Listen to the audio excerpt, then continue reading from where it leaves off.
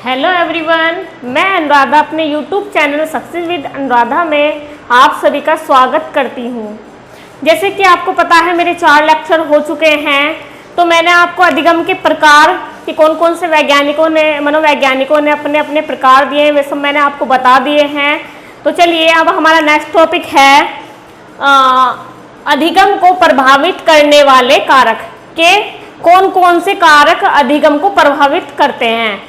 ठीक है, तो चलिए कि बालक की योग्यता, एक तो टीचर को ना पहले बच्चे को समझ लेना चाहिए कि बच्चे को अगर हम कुछ चीज़ें समझा रहे हैं तो बच्चे को समझ में आ रहा है या नहीं आ रहा है, बच्चा कितना जान रहा है, बच्चा कितने जानने की कोशिश कर रहा है, बच्चे का ध्यान यहाँ आप जो पढ़ा रहे हैं उस पर है या नहीं है। तो आप वो सब चीज़ का ध्यान रखेंगे कि बच्चा किसी परेशानी से ग्रस्त तो नहीं है बच्चा, या फिर बच्चे के अच्छी तरह आपको पढ़ लेना चाहिए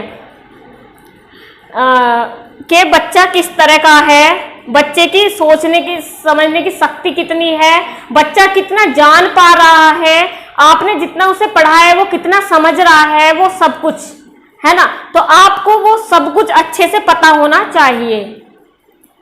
ठीक है, तो चलिए एक एक करके हम लोग पढ़ते हैं। बालक की योग्यता, बच्चे की योग्यता पता होना चाहिए कि बच्चे की योग्यता कितनी है, वो सोचने समझने की शक्ति उसकी कितनी है, वो कितना जान पा रहा है, कितना समझ पा रहा है ना। तो चलिए दूसरा है निश्चित उद्देश्य। एक तो कुछ चीजें सीखने से पहले बच्चे का एक निश्चित उद्देश्य होना चाहिए किसी का भी, कि हमें लाइफ में करना क्या है, हमें बनना क्या है, हमारा एक उद्देश्य होना चाहिए कि हमें जैसे हमारा आजकल कि हमें एक टीचर बनना है ना, तो हम उसी तरीके से कार्य करेंगे, हम उसी डायरेक्शन में जाएंगे। हमारा एक उद्देश्य, एक निश्चित उद्देश्य होगा कि भाई हमें ये बनना है, तो हम उसी तरीके से कार्य करेंगे, हम उसी तरह मेहनत करेंगे, है ना। तो चलिए कि एक निश्चित उद्देश्य होना चाहिए। परिपक्वता मिच्योर, बच्चा एक मिच्योर होना चाहिए कि सिंसियर होना चाहिए एक तरह से कि वो चीजें समझ पा रहा है या नहीं समझ पा रहा है, वो उस चीज को लेके सक्रिय होना चाहिए, है ना। एक परिवार ही ऐसा है, बच्चा सबसे पहले जो विद्यालय होता है बच्चे का वो परिवार होता है, और सबसे पहली टीचर कौन होती है बच्चे की, वो उसकी माँ होती है ना। तो चलिए परिवार में रह के बच्चा बहुत सारी चीजें सीखता है ना। तो परिवार की कंडीशन सही होनी चाहिए, आर्थिक व्यवस्था भी सही होनी चाहिए, ताकि उसका प्रभाव बच्चे पर ना पड़े और वो अच्छे से सीख पाए, है ना। तो चलिए समाज मैं बोलती हूँ कि हमें अपने बच्चे को ऐसी संगति में बैठाना चाहिए जिससे बच्चा अच्छी संगति में रहे और अच्छी बातें सीखे। बुरी संगति में रहेगा तो बुरी चीजें सीखेगा, है ना। तो चलिए बच्चे की जो संगति होनी चाहिए वो अच्छी होनी चाहिए। वातावरण, हमारे आसपास का वातावरण बहुत अच्छा होना चाहिए। ऐसा नहीं होना चाहिए कि पास में भैया चोर रह रहे हैं तो थोड़ी सी पता चला हम तो जा रहे हैं अपने वर्क पे और वो बच्चों को ट्रेनिंग दे रहा है चोरी की, तो ऐसा नहीं होना चाहिए ना। बच्चे पे ध्यान देना चाहिए अच्छे से, है ना। वातावरण बहुत अच्छा होना चाहिए, बच्चे का एकदम शुद्ध होना चाहिए। शिक्षक का व्यवहार, भाई शिक्षक का व्यवहार जो होना चाहिए बच्चे के प्रति इतना अच्छा होना चाहिए, एक दोस्त की तरह होना चाहिए, जिससे कि बच्चे को कोई परेशानी है तो वो टीचर को अच्छे से बता सके, अपनी प्रॉब्लम अच्छे से समझा सके, और टीचर भी बच्चे की समस्या का निवारण अच्छे से कर पाए। तो उसका व्यवहार इतना अच्छा होना चाहिए, एकदम धैर्यपूर्ण होना चाहिए, शांतपूर्ण होना चाहिए, है ना। उस चीज का भी प्रभाव बच्चे के अधिगम पर पड़ता है। अगर अध्यापक का जो बिहेवियर है वो इतना अच्छा होगा स्टूडेंट के प्रति, तो वो अच्छे से सीख भी पाएगा और अच्छे से चीजों को कर पाएगा, है ना।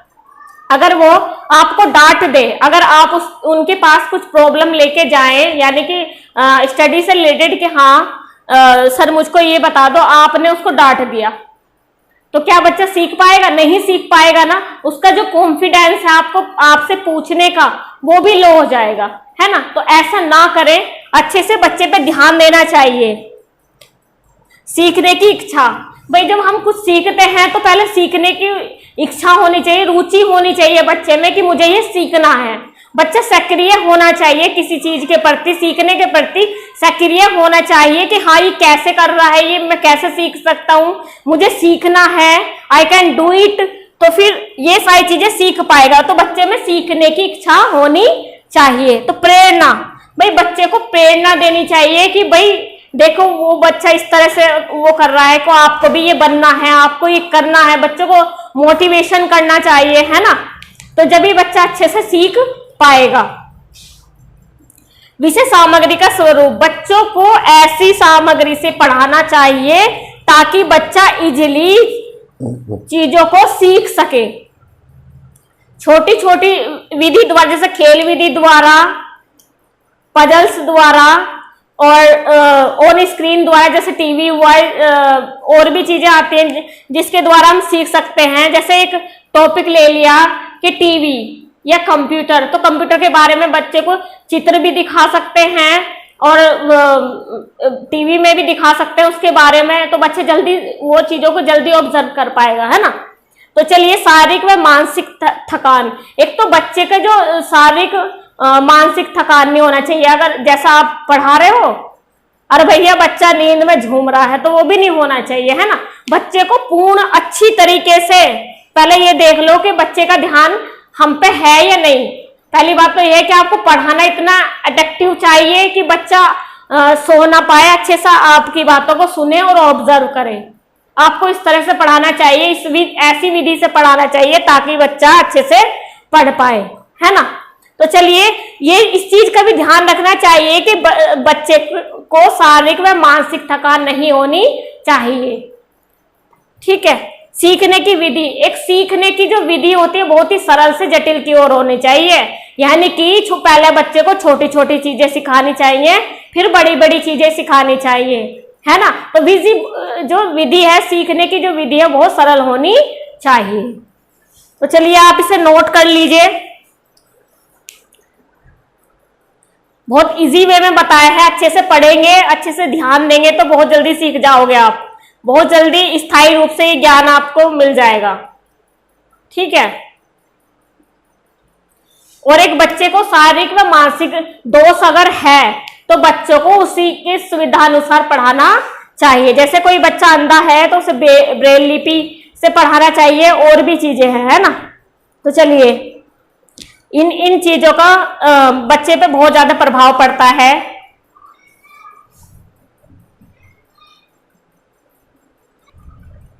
चलिए आगे चलते हैं।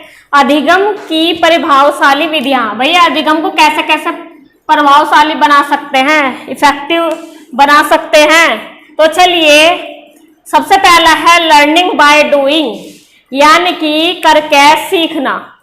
यानी कि हम भाई क्या कर रहे हैं, हमने एक गाड़ी ली छोटी छोटी, वैसे भी जो बचपन में छोटे छोटे बच्चे रहते थे तो वो क्या करते थे कि छोटी छोटी उन्होंने गाड़ियां ली, उन्हें खिलौने के, जब कोई बेचने वाला आता था तो वो क्या करते थे कि छोटी छोटी गाड़ियां ले लेते थे और भाई थोड़ी देर में उसको ट्रीटमेंट कर देते थे। क्या कर रहे थे, ट्रीटमेंट के लिए उसे और उसके इंजन खोल कर रख दिया। हमारे जो ऐसा हमने बहुत देखे हैं तो एक्सपेरिमेंट करते थे, तो वो क्या करते थे पहले उसे खोल के देखते थे कि वो भाई चल कैसा रहा है ना, उसका इंजन कैसे काम कर रहा है, उसमें क्या क्या चीजें हैं। तो वो सब क्या करते थे कि वो करके सीखते थे कि फिर उसे ऐसे ही खोलना, फिर उसे इस तरह से ही उन्होंने बांध दिया, गाड़ी को उसी तरीके से सेट कर दिया। तो वो क्या था, करके सीखना, कि हम किसी चीज को अगर खुद से करते हैं तो जल्दी सीख जाते हैं। बच्चे क्या करते हैं कि देखा देखिए छोटे, एक बच्चा क्या कर रहा है कि ए लिख रहा है, ठीक है, तो दूसरा बच्चा भी क्या करेगा, उसी की तरह करेगा, है ना, खुद से, कि हाँ खुद से बना के देखेगा कि भाई बना या नहीं बना, है ना। तो वो क्या करेगा, वो सीख जाएगा। जैसे कि हम हैं, हम भी है ना, कि भाई हम खुद से कोई काम करेंगे तो हम जल्दी सीख जाएंगे। तो ये है करके सीखना विधि, खुद से करके सीखना, यानी कि किसी चीज को प्रैक्टिकली करना। किसी चीज को हम खुद से प्रैक्टिकली करेंगे कि भाई गाइड, अगर हमारे टीचर हमें गाइड कर रहे हैं कि भाई तुम्हें ये करना है, ठीक है, तो हम उस चीज को खुद से करेंगे। हमें सिर्फ बता दिया जाए कि ऐसे ऐसे करना है, हम खुद से करेंगे तो हम जल्दी सीख जाएंगे। तो वही क्या है, लर्निंग बाय डूइंग, करके सीखना। अनुकरण द्वारा सीखना विधि, अनुकरण द्वारा यानी कि अनुकरण मीन्स क्या होता है, नकल करना, यानी कि हम किसी चीज को देख के सीख रहे हैं, है ना, कि जैसे हमारे सामने रिप्रेजेंट हो रहा है, कोई चीज हो रही है, वही चीज हम देख के सीख रहे हैं। छोटे छोटे बच्चों में क्या है भाई, नकल की प्रवृत्ति ज्यादा है। एक जीभ चढ़ाओगा तो दूसरा भी चिढ़ाओगा भैया, वो तो करेगा ही, ठीक है। तो वो क्या होता है, अनुकरण द्वारा सीखना। कोई बच्चा ए बोल रहा है तो दूसरा भी यही बोल रहा है, नकल उतारेगा, क्योंकि ज्यादा बच्चे में नकल करने की प्रवृत्ति ज्यादा होती है, तो नकल करके ज्यादा सीखता है। बच्चे में छोटा रहता है, बाल्यावस्था में।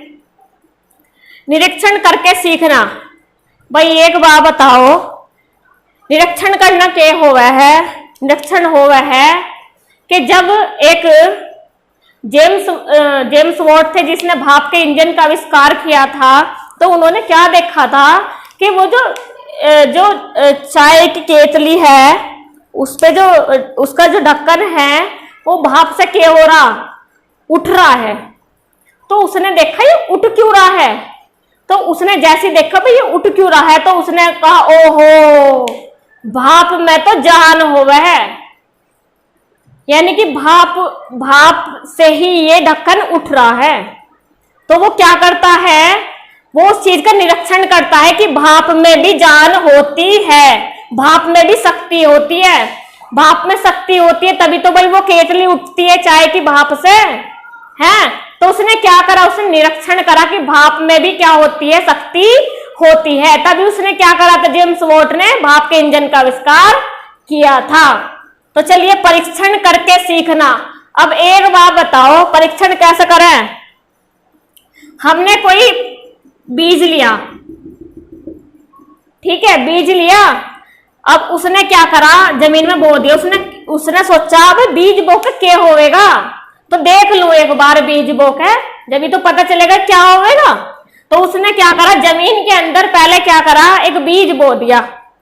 अब उससे क्या करा, उसने उसे पानी देना शुरू कर दिया कि देखो पानी डाल के क्या होगा इसमें। अब उसने पानी डालना शुरू कर दिया, उससे क्या हुआ, एक पौधा निकल के आया भैया, आ गया।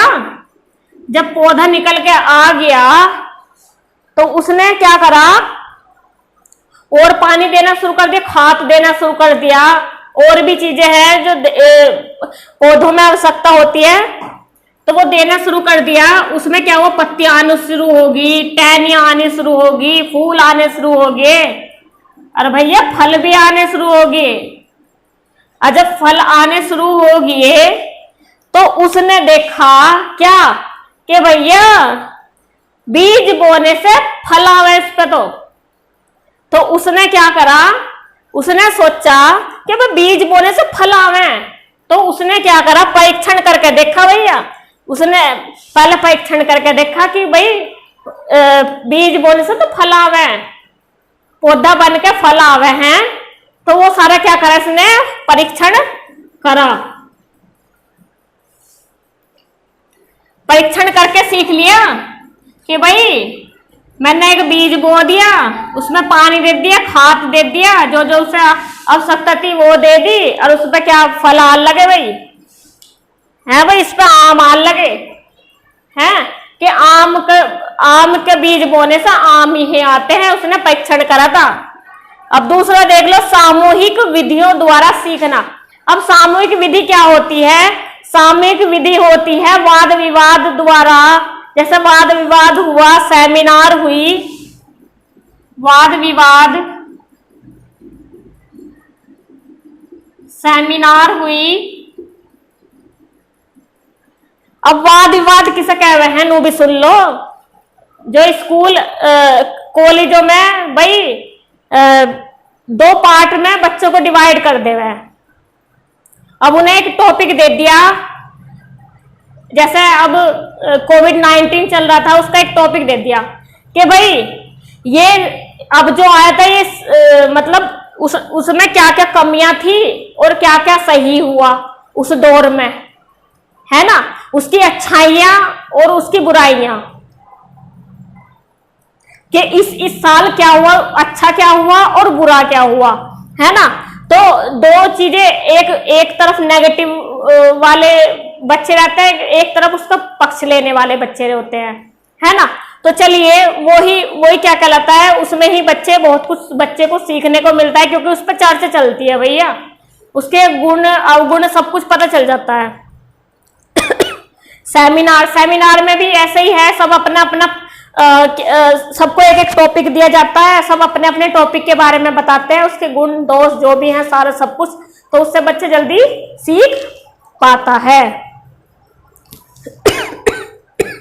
सेमिनार हो गया, सम्मेलन हो गया, सम्मेलन हो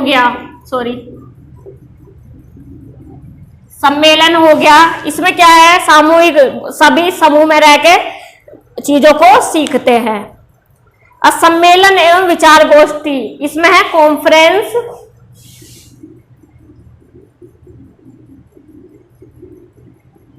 कॉन्फ्रेंस जब मीडिया के सामने कुछ भी जैसे टॉपिक चलता है, या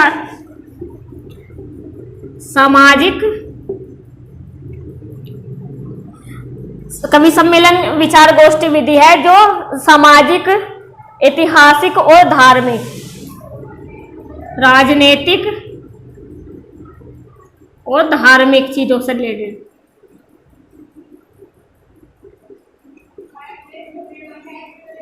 है ना, कि जो सम्मेलन एवं विचार गोष्ठी विधि, यानी कि जैसा अखबार में चीजें आती है समाज के बारे में, राजनीतिक खबर और भी कॉन्फ्रेंस वाली, है ना, तो ये सब हम इससे हम सीख जाते हैं, सारी चीजें हमें पता चल जाता है कि हमारे आसपास क्या हो रहा है ना। टीवी में खबरें आती है, बहुत सारी न्यूज आती है, विचार गोष्ठी किसी चीजों पे अपना विचार स्पष्ट करते हैं, है ना।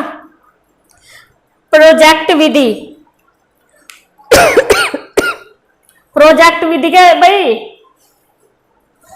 प्रोजेक्ट विधि के किसने प्रतिपादन किया था,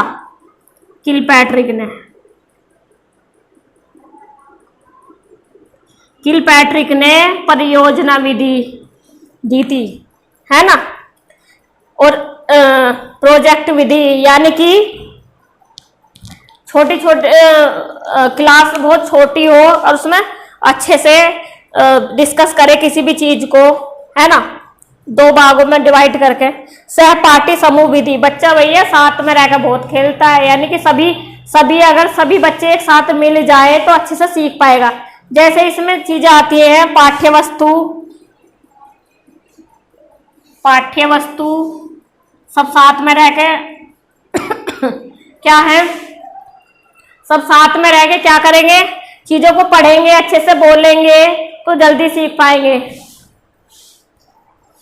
नियमों और सिद्धांतों द्वारा, ठीक है। तो सबसे पहले मैंने क्या बताया था, सबसे पहले बताया था मैंने लर्निंग बाय डूइंग, कि बच्चा सबसे पहले करके सीखता है चीजों को, है ना। खुद से जितनी जल्दी अच्छे से करेगा चीजें उतनी जल्दी सीख पाएगा प्रैक्टिकली।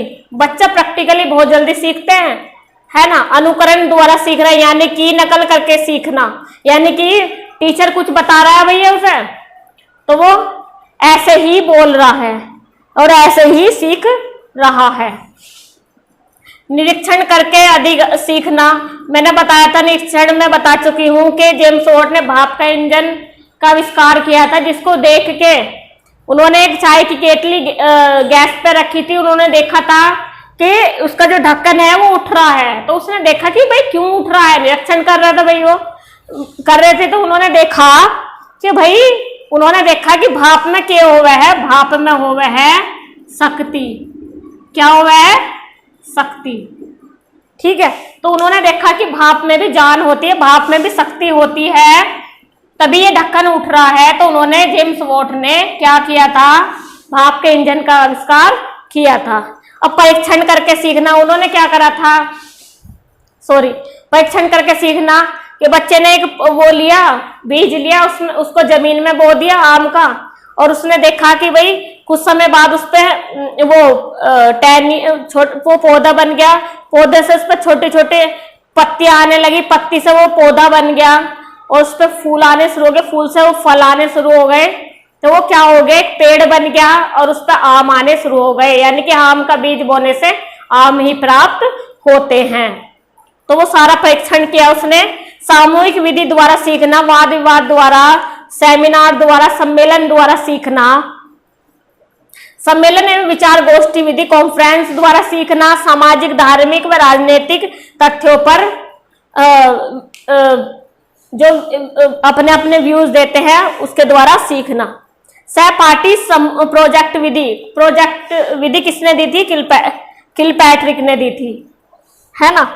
तो चलिए, सहपाठी समूह अधिगम पाठ्य वस्तु, सहपाठी समूह अधिगम यानी कि सहपाठियों द्वारा समूह में रहकर सीखना चीजों को, जैसे पाठ्य वस्तु द्वारा, नियमों, सिद्धांतों, खेल खेल विधि द्वारा, सब कुछ उसमें बच्चे समूह में रहकर सीखते हैं। तो चलिए अब अपना नेक्स्ट टॉपिक स्टार्ट करेंगे, अधिगम के पठार। इतना आप पहले इसे नोट कर लीजिए। चलिए आगे चलते हैं। सीखने के वक्र व पठार। सीखने के वक्र व पठार। वक्र क्या होता है, प्रत्येक व्यक्ति जन्म से लेकर मृत्यु तक भाई कुछ ना कुछ सीखता ही है। बताया था ना कि जो अधिगम होता है वो जन्म से लेकर मृत्यु तक चलने वाली प्रक्रिया है, यानी कि वो जन्म से लेकर मृत्यु तक चलती ही रहेगी, हम कुछ ना कुछ सीखते ही रहेंगे। तो यही वक्र क्या करता है, उसकी जो सीखने की शक्ति है वो घटती बढ़ती रहती है। तो वही वक्र द्वारा दर्शाया गया है कि वक्र किसे कहते हैं। वक्र कहते हैं कि प्रत्येक व्यक्ति जन्म से लेकर मृत्यु तक कुछ ना कुछ सीखता है, और तो उसकी सीखने की जो गति होती है वो एक जैसी नहीं रहती, कभी कभी घटती रहती है, कभी बढ़ती रहती है। उसी को वक्र पर दर्शाया गया, उसी को क्या कहते हैं, वक्र कहते हैं, जिस पे हम दर्शाते हैं उसके सीखने की शक्ति को घटने और बढ़ने की। तो वो 3 प्रकार का होती है।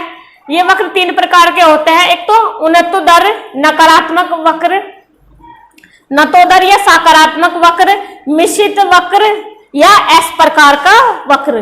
ठीक है, एक उन्नतोदर या नकारात्मक वक्र, एक नतोदर या सकारात्मक वक्र, और एक होता है मिश्रित वक्र या एस प्रकार का वक्र। तो चलिए आप इसे नोट कर लीजिए अच्छे से।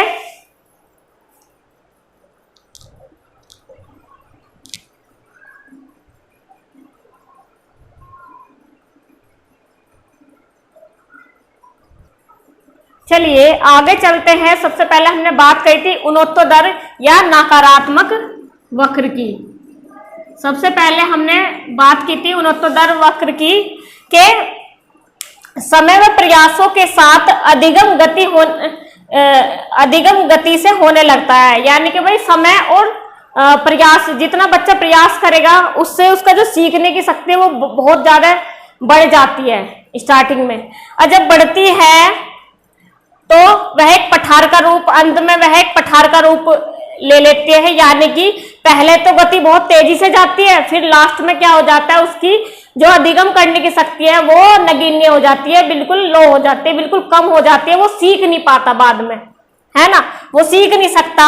यही चीज उन्नतोदर या नकारात्मक वक्र में बताया है कि समय में प्रयासों के साथ अधिगम गति से होने लगता है और अंत में वक्र पठार के रूप में हो जाता है। जैसे ये है कि सबसे पहले तो बहुत तेजी से गति बढ़ रही है, ऊंचाई पे गया, फिर बिल्कुल लो, यानी कि उसके सीखने की क्षमता बिल्कुल लो होगी, बिल्कुल वो बाद में सीख नहीं सकता, है ना। तो वही है कि समय व प्रयासों के साथ अधिगम गति से होने लगता है और अंत में वक्र पठार के रूप में हो जाता है, जो दर्शाता है कि अब बच्चा कितना भी अभ्यास कर ले वह सीख नहीं सकता, सीखने की मात्रा अर्थात नगण्य हो जाती है। तो घटनाशील वक्र बराबर उन्नतोदर बराबर नकारात्मक वक्र। यानी कि पहले उसने बहुत समय के साथ प्रयास किया, घटनाशील वक्र हुआ, फिर उन्नतोत्तर, और फिर उसके बाद उसने क्या दिया, नकारात्मक वक्र। तो चलिए ये नोट कर लीजिए, इससे आगे चलते हैं।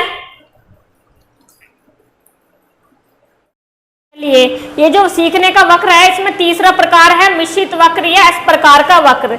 ये नतोदर व उन्नतोत्तर का मिक्सर होता है। इसमें क्या होता है, पहले जो गति होती है अधिगम की वो तेज होती है, फिर मंद होती है, फिर तीव्र होती है, फिर मंद होती है।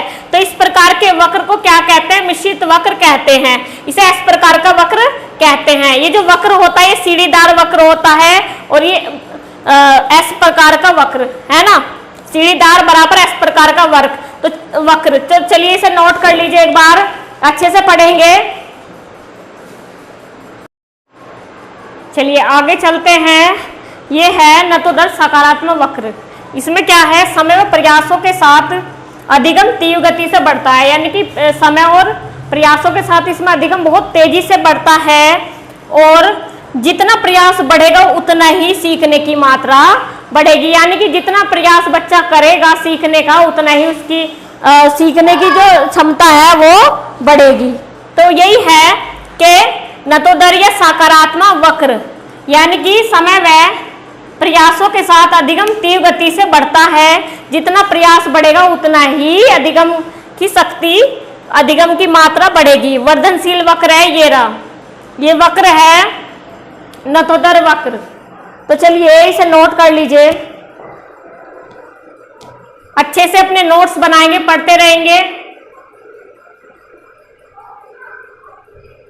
ये जो अधिगम वक्र है, ये स्किनर ने बताया कि अधिगम वक्र होता क्या है।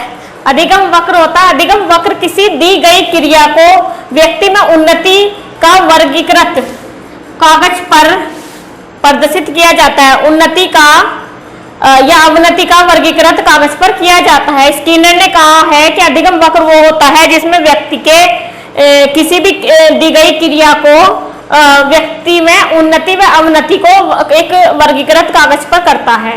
तो चलिए मेरा जो नेक्स्ट टॉपिक होगा वो हम नेक्स्ट वीडियो में बताएंगे। आप अच्छे से अपने नोट्स बनाइए, अच्छे से पढ़िए। जय हिंद, धन्यवाद।